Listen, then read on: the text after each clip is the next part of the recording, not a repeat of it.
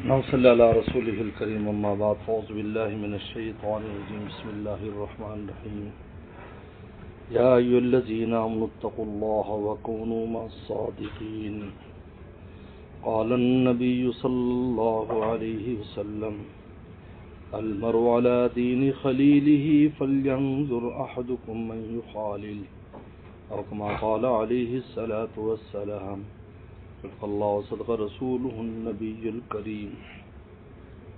میرے محترم بزرگ اور دوستو، ہمارے بہت پیارے دوست اور میزبان لندن میں حاجی زبیر صاحب، ان کے توسط سے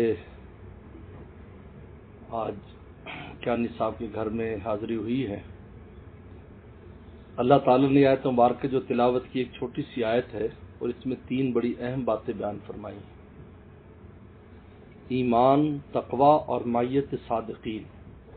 یہ 3 باتیں اس آیت مبارکہ میں بیان کی۔ آمنو یا ایھا الذین آمنو، اے ایمان والو۔ اس میں اللہ نے یہ بتایا ہے کہ تمہاری قیمت ایمان کی وجہ سے ہے اور کسی وجہ سے نہیں۔ دنیا میں بہت سے سٹیٹس ہیں انسان کی قیمت کے، لیکن دراصل قیمت وہ ہوتی ہے جو ہر جگہ پر قیمتی ہو۔ اگر ایک جگہ شے قیمتی دوسری جگہ قیمتی نہیں ہے تو وہ قیمتی نہیں کہلاتی۔ پنڈی میں ایک چیز قیمتی ہے، باول نگر میں اس کی قیمت نہیں، تو یہ کوئی قیمتی آپ کے لیے قیمتی ہے، وہاں والوں کے لیے نہیں ہے۔ تو قیمت وہ ہوتی ہے دنیا اور آخرت دونوں جگہ لگے، اس کو قیمت کہتے ہیں۔ ورنہ دنیا میں بہت سے سٹیٹس ہیں جو ہم جن کو قیمتی سمجھتے ہیں اور اس کے سہارے پر لوگ زندگی بسر کرتے ہیں کہ میں فلاں ہوں، میں فلاں ہوں، میں فلاں ہوں۔ تو پیغمبر صلی اللہ علیہ وسلم نے خود اپنے قوم قبیلے کو نصیحت کی۔ بخاری شریف کی حدیث ہے، من بطأ بعملہ، جس کا عمل اس کو پیچھے کر دیتا ہے، لم یسرع بہ نسب، اس کا نسب اس کو آگے نہیں کر سکتا۔ ایک آدمی عمل میں کمزور ہو، وہ نسب میں کتنا اونچا ہو، اس سے اس کی قیمت نہیں لگنی، قیمت عمل سے لگے گی۔ اس لیے آپ نے اپنی پھپھی کو بھی اور اپنی بیٹی کو بھی، فاطمہ الزہرا رضی اللہ تعالیٰ عنہ، اس نے فرمایا تھا کہ دیکھو، قبر میں حسب نسب نہیں ہے، قبر کی رشتہ داری ایمان اور عمل کے ساتھ ہے۔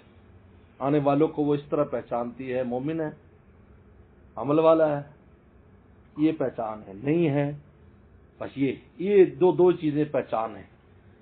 اس لیے انہی چیزوں کا سوال ہے، من ربک کا، ما دینک کا، من ھذا الرجل، اس کے علاوہ کوئی سوال نہیں ہے۔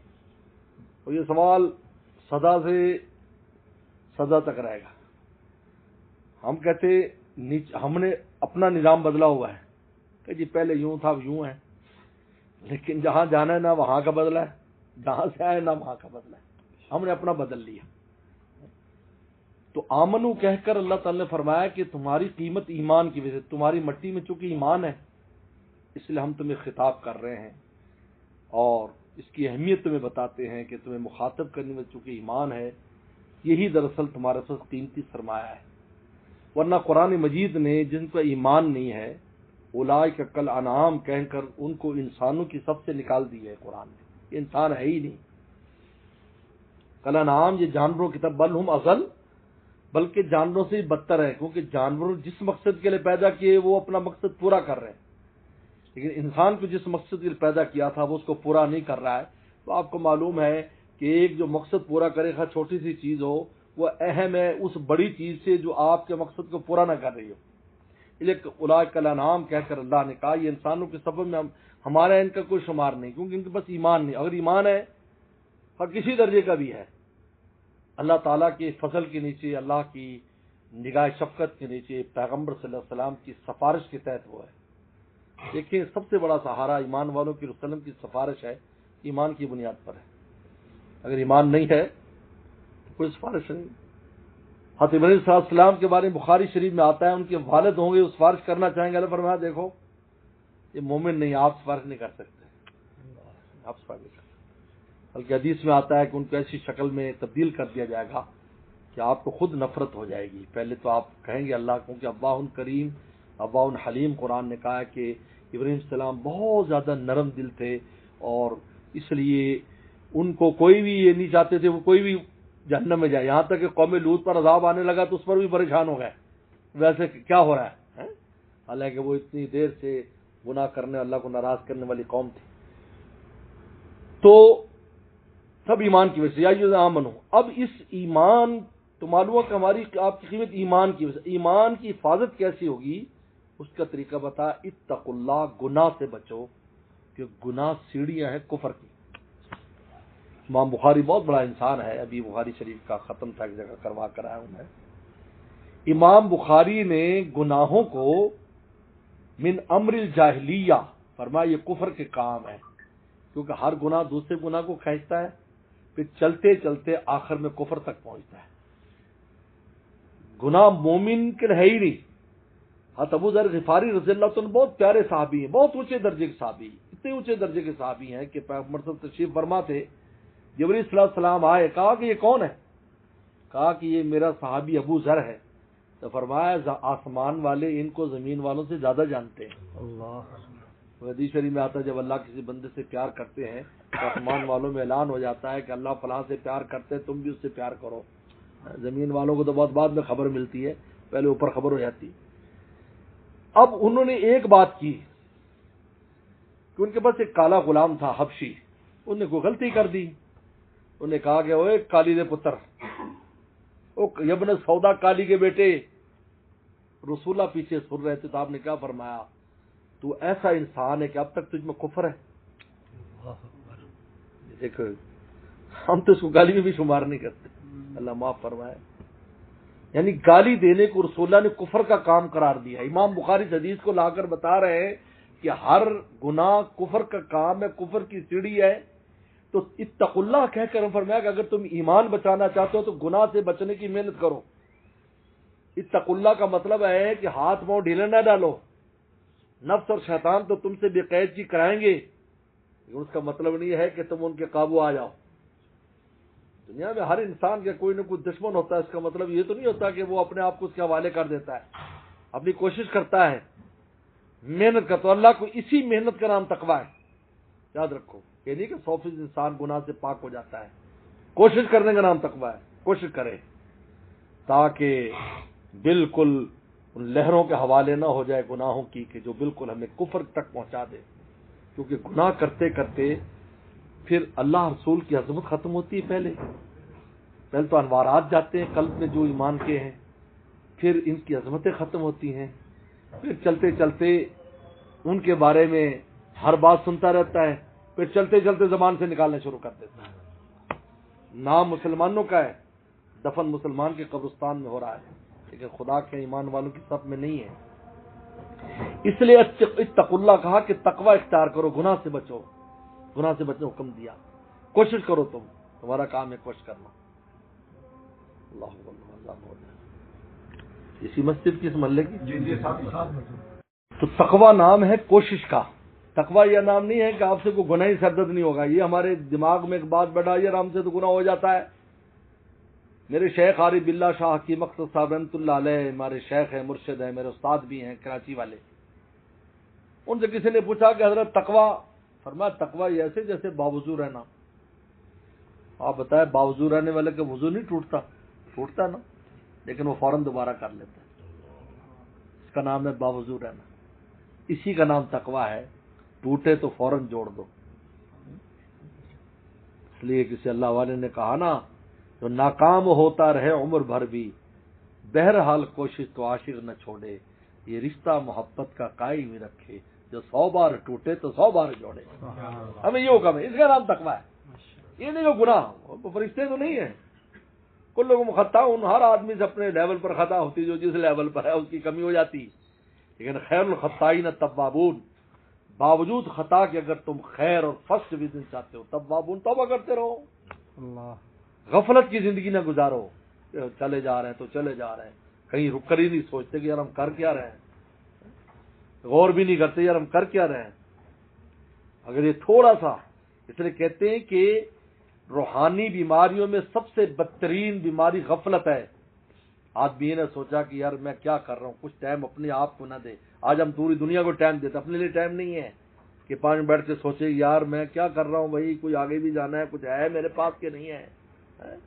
حضرت عمر رضی اللہ فرماتے تھے، بخاری میں آتا ہے، حاسبو قبل ان تحاسبو، اپنا محاسبہ خود کرتے رہا کرو قبل اس کے کہ خدا تمہارا محاسبہ کرے۔ جب تم یہ کام خود کرتے رہو گے تو تمہیں تیقظ ہوگا، ہاں یار یہ دیکھو مجھ پر قرضہ چڑھ رہا ہے، کام دنیا میں قرضہ، یار دیکھو یار نہیں یار اس کو اتارنے کی فکر کرنی چاہیے، یار ایسا نہیں ہونا چاہیے۔ دنیا معاملات میں ہم کتنے ہوشیار ہو جاتے ہیں، آخرت کے اس ہوشیاری کا نام ہی تقویٰ ہے۔ یعنی کہ 100% آپ کو کوئی گناہ نہ ہو، یہ بس دیکھے سوچے بریک لگائے۔ ہماری زندگی میں بریکر نہیں ہے آخرت کے موت، دنیا میں بریکر ہے، آخرت کا کوئی بریکر نہیں ہے۔ بس چلے جا رہے ہیں، بس ٹھیک ہے جی، جو بڑی لائف گزر رہی ہے جی، بات دیکھی جائے گی نہیں، یہ کوئی فرضی چیزیں نہیں ہیں، یہ حقیقی چیزیں ہیں جو مجھے اور آپ کو آگے پیش آنے والی ہے، حقیقت ہے، یہ کوئی فرض نہیں ہے۔ دنیا کی چیزیں فرضی ہیں، ان کی کوئی حقیقت نہیں، وہاں حقیقت ہے۔ آنکھ بند ہوتی حقیقت، وہ حضرت علی فرماتے ہیں، لوگوں تم سو رہے ہو، آنکھ بند ہوتی کھولے گی، یار یہ کس دنیا میں آ گیا ہے، یہاں کا تو سکہ ہی بدل گیا، یا کام بدل گیا، نام بدل گیا، کوئی نام نہیں وہاں پر۔ وہاں نام ہے تو اعمال کے اعتبار سے نام، کوئی نام نہیں وہاں، کوئی کسی کا نام نہیں، کوئی برادری نہیں ہے، کوئی اسٹیٹس نہیں ہے، ہر چیز الگ ہے۔ اس کا نام تقویٰ، اتقوا اللہ۔ سوچو گناہ ہو جائے فوراً توبہ کرو، ڈھیلا نہ، نفس کو ڈھیلا نہ چھوڑو کہ وہ جو چاہے کرتا رہے۔ وَكُونُوا مَعَ الصَّادِقِينَ۔ اب آسانی، تقویٰ آسانی سے کیسے آئے گا؟ متقین کی صحبت اختیار کرو، ان کے بعد بیٹھا کرو، نیک لوگوں کے ساتھ تعلق رکھو، متقین کے ساتھ، اللہ سے ڈرنے والوں سے تعلق رکھو، تم بھی ڈرنے لگو گے۔ آپ بتائیں کہ آدمی تمہیں روزانہ ڈراتے، یار اس مکان میں کچھ ہے، یار اس مکان میں کوئی، یار اس مکان میں، آہستہ آہستہ تمہیں بھی ڈر لگنے لگے گا۔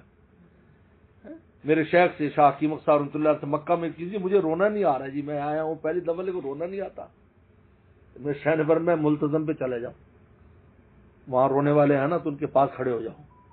اب لوگ رو رہے تھے، وہ ایسا رویا 3 دن تک اس کا رونا بند نہیں ہوا۔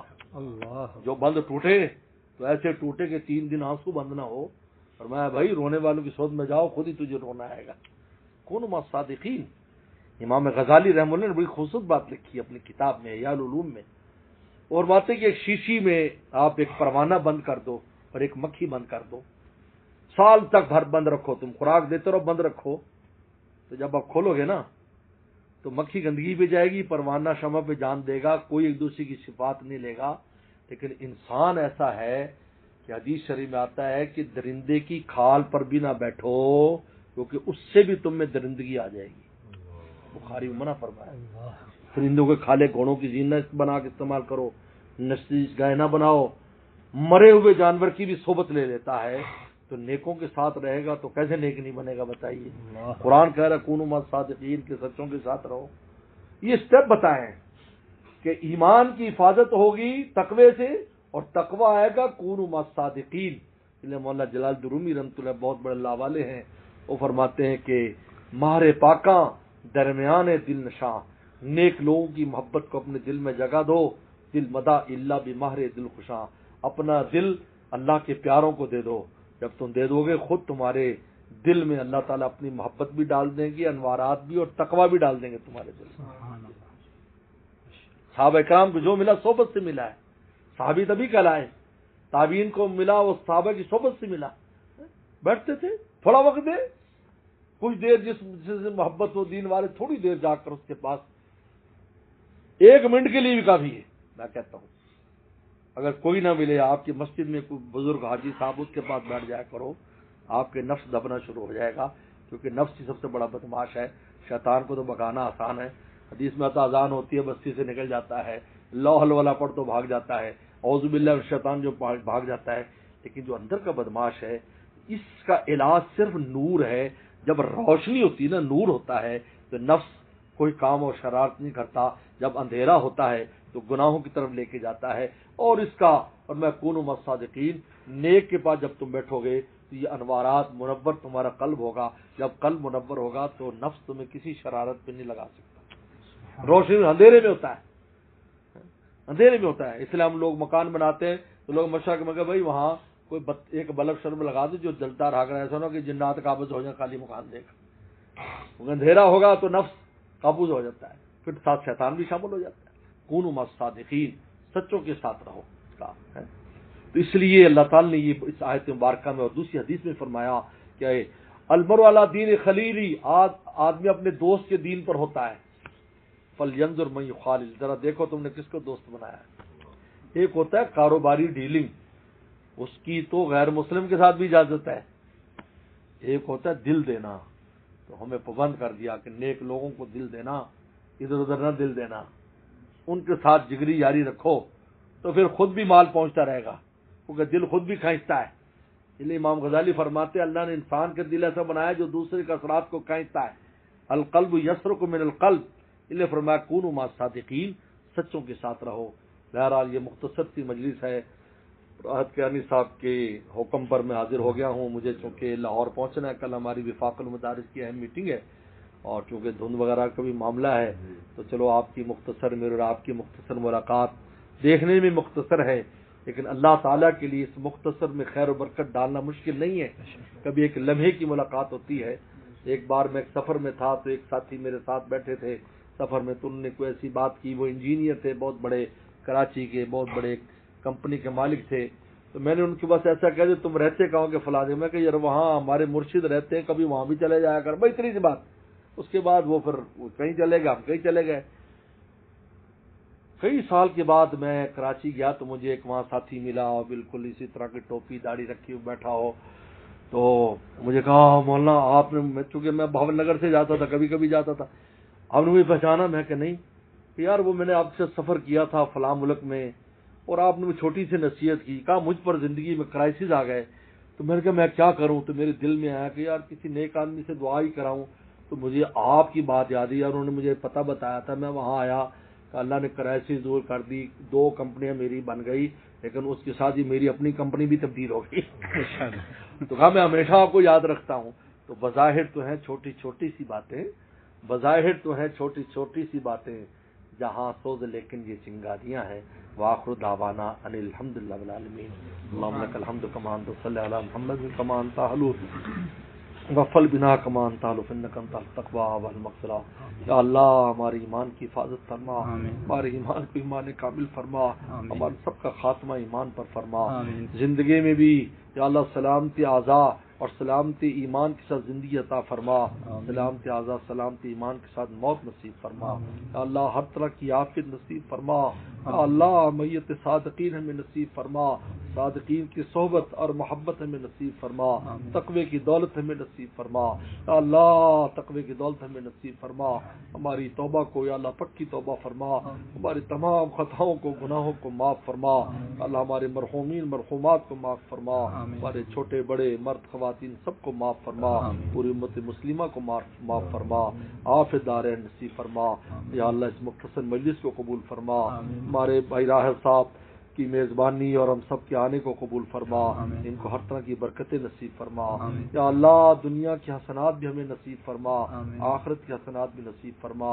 دنیا اور آخرت کی ذلتوں سے ہماری حفاظت فرما، اللہ تمام بیماروں کو شفا عطا فرما، یا اللہ تمام بیماروں کو شفا عطا فرما، پریشان دوستوں کی پریشانی کو دور فرما، ہم میں سے ہر ایک کی جو بھی حاجت اپنے خزانوں سے پوری فرما، اللہم انا نسألک من خیر ما سألک منہ نبیک محمد صلی اللہ علیہ وسلم، نعوذ من شر ما استعاذک منہ نبیک محمد صلی اللہ علیہ وسلم المستعان ولیک البلاغ ولا حول ولا قوة الا باللہ وصلی اللہ تعالی علی خیر خلقہ محمد وآلہ اجمعین۔